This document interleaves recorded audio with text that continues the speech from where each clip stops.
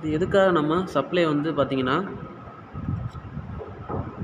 சுவிட்சு இந்த பொசிஷனில் இருக்கும். சப்ளை நம்ம வந்து கீழே தான் லிங்க் பண்ணுவோம். ஏன் கீழே ஃபுல்லாக டைரக்ட் சப்ளைலேருந்து கீழே கொடுக்குறோம் அப்படின்னா மேலே கொடுக்கக்கூடாதான்னு ஒரு கேள்வி இருக்குது. ஏன் அப்படின்னா இதில் பாருங்கள், நம்ம சப்ளை கொடுக்குறது இந்த இதில் இருக்கும்.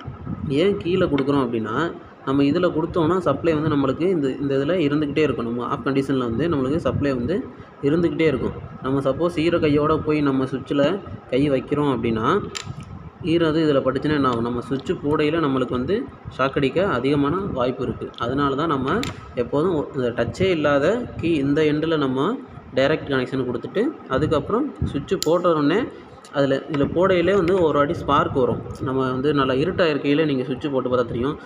டப்புன்னு இந்த மாதிரி போட்டிங்கன்னா இதுக்குள்ளே வந்து ஒரு ஸ்பார்க் வரும். இதில் டச் ஆகையில் ஒரு ஸ்பார்க் வரும். அதுக்கு தான் நம்ம வந்து டைரக்ட் கனெக்ஷன்